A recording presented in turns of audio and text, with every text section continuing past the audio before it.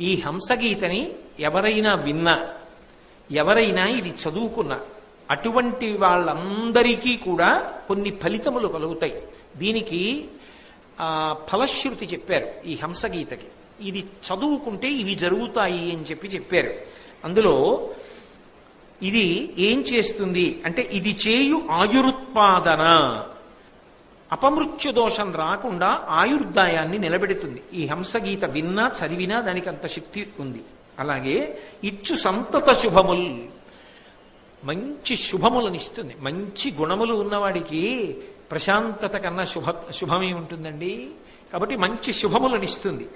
కీర్తి అనర్చు, చక్కటి కీర్తి లభిస్తుంది. అంతేకాదు పౌత్రోదయమావహించు, కొడుకులు లేని వాళ్ళకి కొడుకు పుడతాడయా, వంశం నిలబడుతుంది, మనవణ్ణి చూస్తాడు తొందరలో. పౌత్రోదయం ఆవహించు భరతోత్తమ, ఓ ధర్మరాజా, తన్ వినినన్ పఠించినన్, ఈ హంసగీత విన్నా చదువుకున్నా అంత గొప్ప ఫలితం. అటువంటి హంసగీతని ధర్మరాజా ఇవాళ నీకు చెప్పానని భీష్ముడు చెప్పగా, పరమేశ్వరుడు అనుగ్రహించి నా చేత పలికించి నన్ను ధన్యుణ్ణి చేశాడు, వినేటట్టు చేసి మిమ్మల్ని ధన్యుల్ని చేశాడు. హంసగీత భీష్మాచార్యుల వారి నోటి వెంట వచ్చినటువంటి అమృత భాండములలో ఒకటి.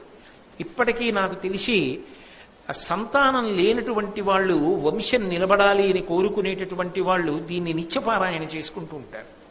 నేను మీకు కేవలం అందులో ఉన్న వైభవాన్ని చూపించడానికి చెప్తున్నాను, కానీ నిజానికి ప్రతి పద్యాన్ని ఒక్కొక్క రోజు వ్యాఖ్యానం చేయవలసినటువంటి విషయాలు, అంత గంభీరమైన విషయాలు. పరిచయం కోసం మీకు ఒక్కసారి ఆ హంసగీత వైభవాన్ని చూపిస్తాను. ఒకప్పుడు చతుర్ముఖ బ్రహ్మగారు బంగారు హంస రూపాన్ని పొంది క్రీడిస్తున్నాడు. సాధ్యులు చూశారు. సాధ్యులు అంటే స్వామి హనుమ, నారాయణుడు, ధర్ముడు, ఇటువంటి వాళ్ళు, సిద్ధులు పొందినటువంటి వాళ్ళు ఎవరున్నారో వాళ్ళని సాధ్యవర్గం కింద పరిగణిస్తారు. ఆ సాధ్యులు చూసి గబగబా బ్రహ్మగారి దగ్గరికి వెళ్ళారు. వెళ్ళి, అయ్యా నువ్వు ఇవాళ హంస రూపంలో తిరుగుతున్నావు, చాలా సంతోషం. దమము, ఇంద్రియ నిగ్రహము గొప్పదంటారు, ఓర్పు గొప్పదంటారు, సత్యము గొప్పదంటారు, ఎందువలన గొప్పదంటారు మాకు తెలియచెయ్యమని అడిగారయ్యా ధర్మరాజా. అప్పుడు ఆ హంస మాట్లాడడం మొదలుపెట్టింది. పరమ పవిత్రమైన విషయం కాబట్టి దానికి హంసగీత అని పేరు వచ్చింది. క్షమయును, దమమును, సత్యము, అమేయ మహిమాస్పదంబులన విందుము, ధర్మంబులందెల్లను అభివర్ణ్యములు, అవి హృద్గ్రంథి భేదన ప్రౌఢంబుల్. ఓ ధర్మరాజా బాగా విను. క్షమయును, ఓర్పు మనిషికి ఉండవలసిన చాలా గొప్ప గుణం. ఇతపూర్వమే మీరు అనేక పర్యాయాలు విన్నారు. దమమును, బాహ్యేంద్రియ నిగ్రహం, ఇంద్రియములను నిగ్రహించడం. సత్యము, వాక్కు ఎప్పుడూ కూడా అబద్ధం చెప్పకుండా ఉండడం, సత్యాన్ని వ్రతంగా స్వీకరించడం. అమేయ మహిమాస్పదంబులన విందుము, వాటి యొక్క గొప్పతనం ఇంత అంతా అని చెప్పడం ఎవరికీ సాధ్యం కాదు. ధర్మములందెల్లను అభివర్ణ్యములవి, ధర్మాలన్నింటిలోకి చాలా చాలా గొప్పవి ఏవి అంటే ఈ మూడే. ఇంద్రియములను నిగ్రహించడం అంటే చెడు వైపుకి ఇంద్రియములు వెళ్ళిపోకుండా అరికట్టగలగడం, ఓర్పు పట్టగలగడం, సత్యాన్ని పలకడం, ఇవి చాలా చాలా గొప్పవి. అవి హృద్గ్రంథి భేదన ప్రౌఢంబుల్, హృదయమునకు సంబంధించినటువంటి అజ్ఞాన గ్రంథి విడిపోయేటట్టుగా చెయ్యగలిగినవి. అంత గొప్ప గుణములు. ఆ మూడు గుణములను పాటించాలి మనిషి అని. పరమర్మ భేదులను, నయ విరహితములు, ధర్మ కార్య విముఖంబులు, నిష్ఠురములునగు మాటలు, సత్పురుషుండాడవి సత్యములుగా కునికిన్. సత్పురుషులైనటువంటి వారి యొక్క నోటి వెంట మూడు గుణములు కలిగినటువంటి మాటలు ఎన్నడూ రావు. ఎందుకని అంటే ఆ మూడు గుణములతో కూడుకున్న వాక్కు అయ్యుంటే అది అసత్యమవుతుంది తప్ప సత్యము కాదు. సత్యమైతే ఆ మూడు అందులో ఉండవు, ఉండడానికి అవకాశం లేదు. పాలంటే పాలే, విషం అంటే విషమే, అంతే. ఏ మూడు గుణములు ఉంటే అది గొప్ప వాక్కు, సత్యము అంటారో దాని యందు ఈ మూడు గుణముల స్పర్శ ఉండదు. ఏ మూడు గుణములు అంటే పరమర్మ భేదులను, ఏ మాటలు విన్న కారణం చేత ఎవరిని ఉద్దేశించి మీరు ఆ మాటలు మాట్లాడారో వారు ప్రాణమే పోయినంత బాధపడతారో, తాము చనిపోయాక తాను బాధపడడుగా ఇంకా, కానీ తన మరణము తనకి అనుభవంలోకి వచ్చిన తరువాత తానెంత బాధపడాలో అంత బాధపడవలసినటువంటి మాటలు మాట్లాడడం సత్యము ఒక్కనాటికి కాదు. సత్యం అలా మాట్లాడడానికి అవకాశం ఉండదు. సరే, సత్యం అలా మాట్లాడరు. కాబట్టి అటువంటి మాటలు నయ విరహితములు. అసలు ఆ మాటలలో నీతి అన్న స్పర్శ ఉండదు. ఇలా మాట్లాడచ్చా అన్న ఆలోచనే ఉండదు. అటువంటి నయ విరహితములు, నీతి లేని మాటలు, ధర్మ కార్య విముఖంబులు. ఆ మాటలు, ఆ చేష్టితములు లేదా అవి అనుకరించదగినవి, అవి పాటించదగినవి అయి ధర్మమును ఉద్దీపింపచేసేవి కాకుండా ఉంటాయి. ధర్మమును పాడు చేసేవిగా ఉంటాయి. అప్పుడు అవి సత్యము అని చెప్పడం అవకాశం ఉండదు. ఈ 3 గుణములు ఏ వాక్కు ఎందున్నాయో అది అసత్యమే అని నువ్వు కళ్ళు మూసుకు చెప్పచ్చు ధర్మరాజా. ఏ 3 గుణములు ఉంటే బాగా గుర్తుపెట్టుకోండి. మీరు ఎవరిని ఉద్దేశించి మాట్లాడారో వారి ప్రాణము పోయినంత బాధ అవి కల్పిస్తే. 2, ఏ మాట మాట్లాడారో అటువంటి మాట నీతిని విడిచిపెట్టినదైతే. 3, ఏ మాట మాట్లాడారో అది ధర్మమునకు కట్టుబడినది కాకపోతే అది సత్యము ఒక్కనాటికి కాదు, అది అసత్యమే. కాబట్టి నువ్వు ఈ 3 గుణముల యొక్క స్పర్శ ఉన్నది సత్యము కాదని గుర్తుపట్టవచ్చు. అందుకే మహాత్ములైన వారి మాటలు, సాధు పురుషుల మాటలు అసలు అటువంటివి ఉండవు. ఎందుకుండవు అంటే వాళ్ళు అసత్యములు మాట్లాడరు కనుక ఈ 3 గుణములు వారి మాటలలోకి చేరవు. అలాగే జనములు తనను అవమానించిన నిందించినను మారుసేయక సైరించిన శాంతాత్ముడు వారలమును చేసిన ఎట్టి సుకృతముల నాచికొను. ఒకడు ఒక గొప్ప గుణాన్ని సంపాదించుకున్నాడు.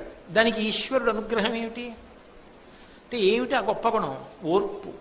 ఏమిటి ఆ ఓర్పు? ఎక్కడ పడతాడైనా?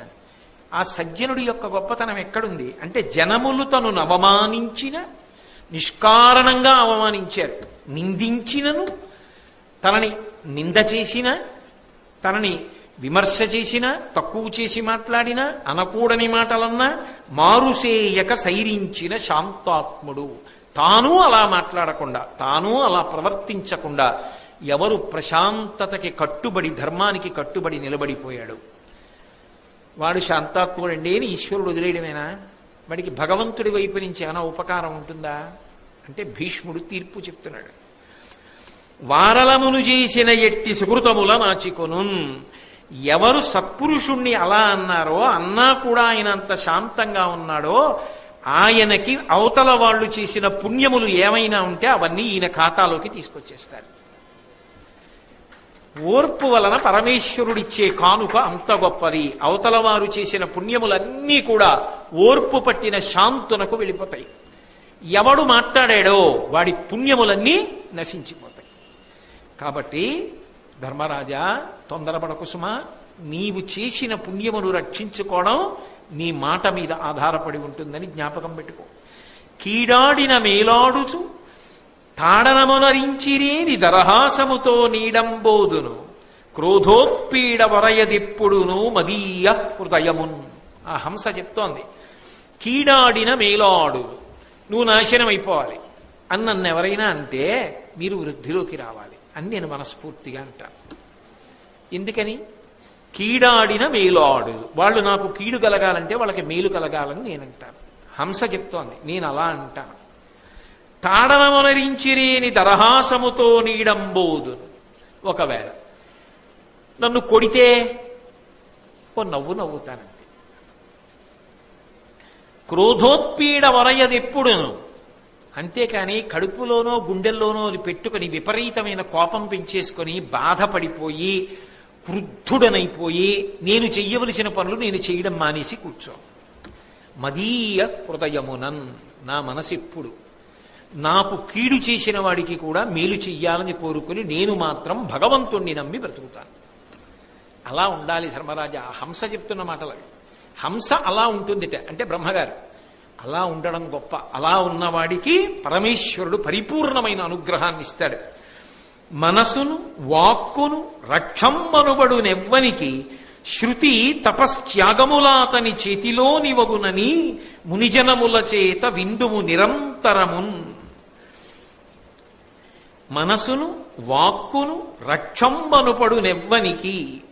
అంటే ఎవరి మనసు వాడి చేతిలో ఉంటుందో, ఉద్రేకం తొందరగా పొందడో, ప్రశాంత చిత్తంతో ఉంటాడో, ఎవరి వాక్కు వాడి అదుపులో ఉంటుందో, తొందరపడి ఇష్టం వచ్చినట్టుగా మాట మాట్లాడకుండా ఉంటాడో, అటువంటి వాడికి భగవంతుని యొక్క రక్షణ నిరంతరము ఉంటుంది. దాన్ని ఒక గొప్ప తపస్సుగా ఈశ్వరుడు స్వీకరించి అటువంటి వాణ్ణి సర్వేశ్వరుడు సర్వకాలముల యందు కాపాడుతూ ఉంటాడు.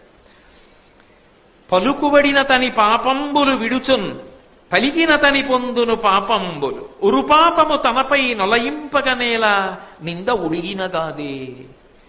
నిష్కారణంగా, కారణం లేకుండా, క్రౌర్యంతో, ద్వేషంతో, కుట్రతో, పగతో ఇంకొకరిని నింద చేస్తే, అలా చేయడం వల్ల ఏమవుతుందంటే, ఎవరిని నిష్కారణంగా నింద చేస్తామో అటువంటి వారు పూర్వం చేసిన పాపములు ఏ ఉంటాయో ఆ పాపములను నింద చేసిన వారికి ఇస్తారు. ఎవరు నింద చేశారో వారి పుణ్యములను మాట పడ్డవాడికి ఇస్తారు. ఆయన ఓర్చి ఊరుకుంటే, ఆయన తిరగబడకూడదు. ఇది ఈశ్వర కృత్యం, పైకి కనపడేది కాదు. ఈశ్వరానుగ్రహం అలా ఉంటుంది. అంటే ఈ గుణమును సంతరించుకున్నాడు, ఇంత సాధన చేశాడు, ధర్మాన్ని నమ్మాడు, నన్ను నమ్మాడు, తెగబడి ప్రవర్తించలేదు. నా అనుగ్రహం ఏమిటి అంటే, అవతలవాడు చేసిన పుణ్యాన్ని తీసి యువతలవాడికి వేస్తాడు, యువతలవాడి పాపాన్ని తీసి అవతలవాడికి వేస్తాడు. కాబట్టి ఎవరు చెప్పారయా నోటి మాట ద్వారా అవతలవాడి పాపాలు నీకు తెచ్చుకుని నీ పుణ్యాలు అవతలవాడికి ఇమ్మని? తిట్టానని నువ్వు అనుకుంటున్నావు, ఆయన తెగబడలేదు, ఆయన తిరగబడలేదు అనుకుంటున్నావు. తిరగబడక నీ పుణ్యాలు ఎత్తుకుపోయాడు, తిరగబడక ఆయన పాపాలు నీకు ఇచ్చాడు. ఇది తెలుసుకుంటే ధర్మరాజా, ఎప్పుడైనా నింద ఉడిగిన కాదే, అసలు మనం ఇంకొకళ్ళ జోలికి ఎందుకు వెళ్ళాలి, ఎందుకు నింద చెయ్యాలి, ఆ నింద చేసి ఎందుకు వచ్చింది, మన పుణ్యాలు వాడికి ఇవ్వడం ఏమిటి, వాడి పాపాలు మనం పుచ్చుకోవడం ఏమిటి, ఆఖరణ తీరా ఇంత చేశామనుకున్న తర్వాత శరీరం ఉడికిపోయిన తర్వాత పడిపోయాక, అయ్యా నేను అది చేశానండి, గోదానం చేశానండి, గోసేవ చేశానండి, ఫలానా ఆయన్ని తిట్టావుగా అక్కడికి పోయింది నీ పుణ్యం అంతా, అయ్యా నేను ఈ పాపాలు ఎప్పుడు చేయలేదండి, ఆయన్ని తిట్టావుగా ఆయన పాపాలు నీకు వచ్చాయి, ఏమైపోతావు? ఎందుకయ్యా ఈ కోరి కోరి తెచ్చుకోవడం ఏంటి, ఎందుకు వచ్చింది ఇదంతా? నింద చేసి తెచ్చుకోవచ్చా ఇలా? కాబట్టి ధర్మరాజా చాలా జాగ్రత్త సుమా. నింద చేయడం తేలిక, చాలా తేలిక, నోటి మాటే కదా పెట్టుబడి ఏమిటి అనుకుంటాం, కానీ లోపల పోతుంటాయి.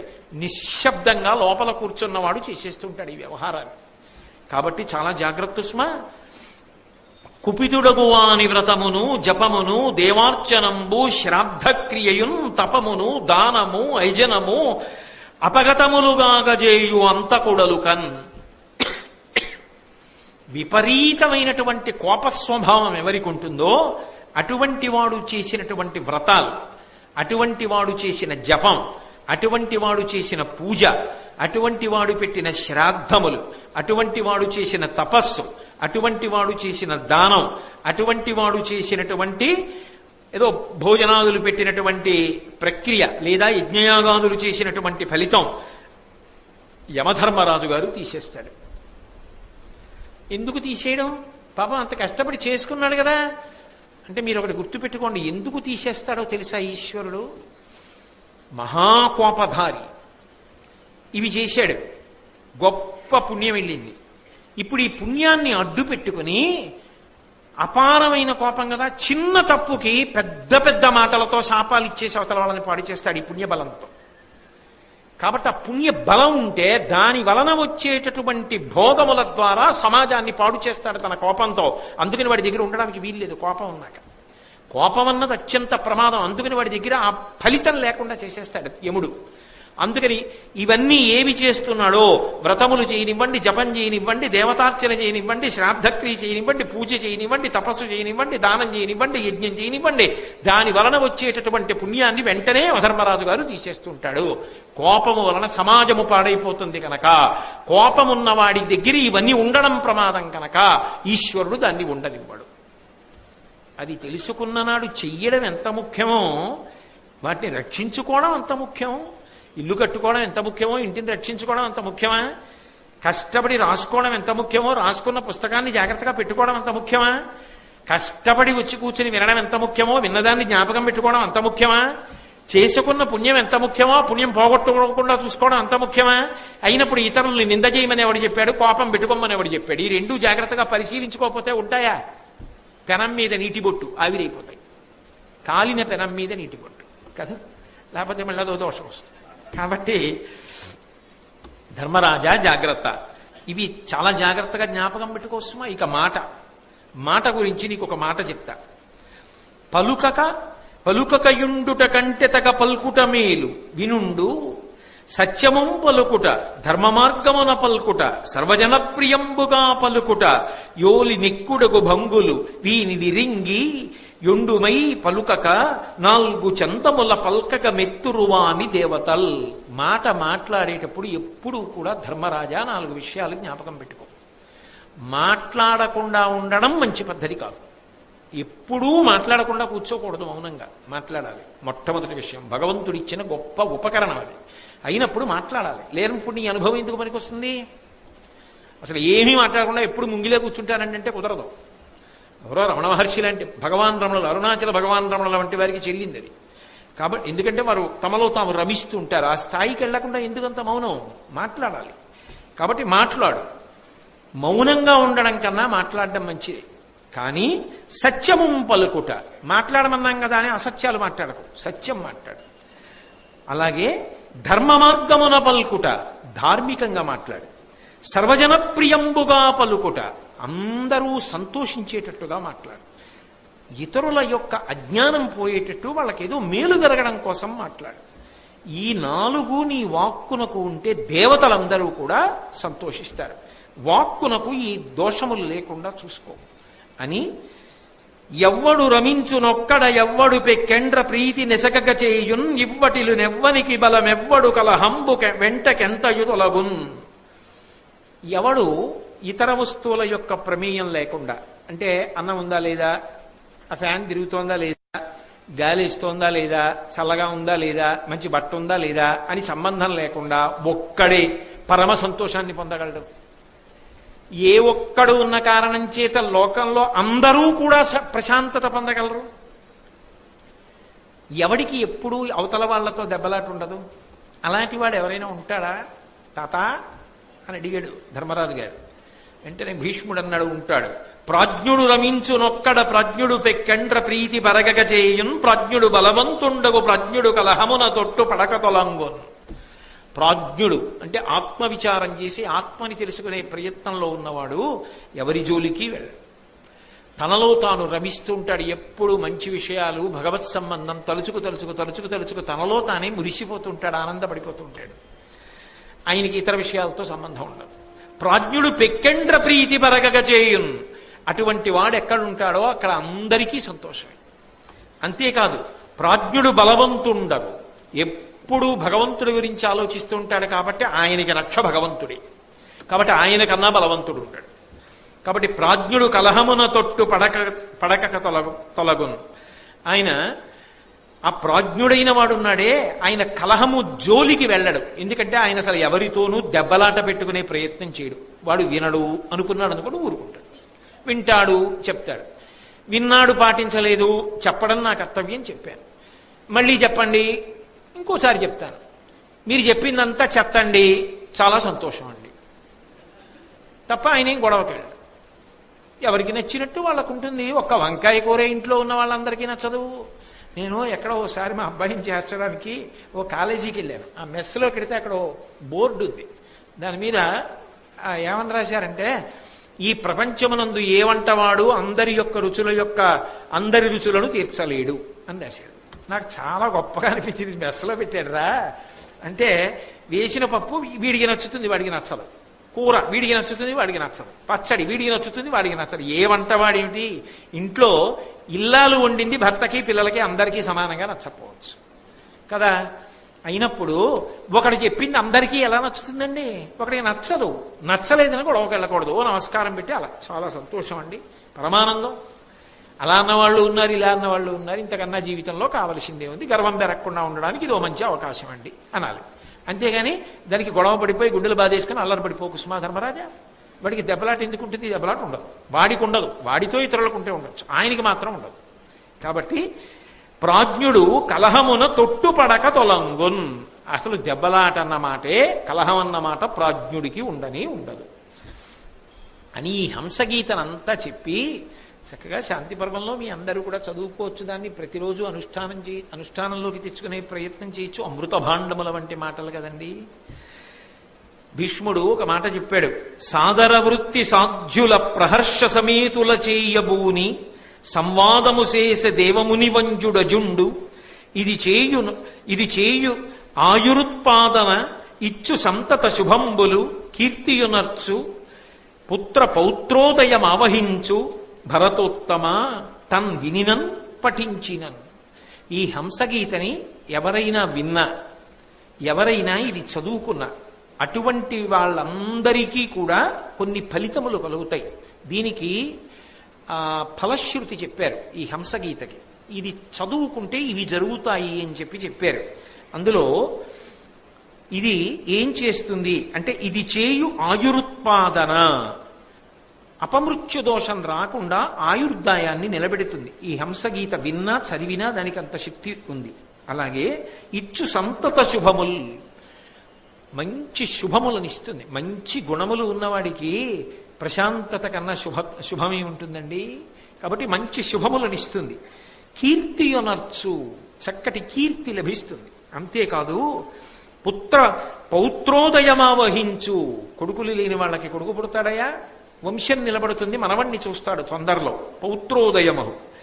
పౌత్రోదయం ఆవహించు భరతోత్తమ, ఓ ధర్మరాజా, తన్ వినినన్ పఠించినన్. ఈ హంసగీత విన్నా చదువుకున్నా అంత గొప్ప ఫలితం.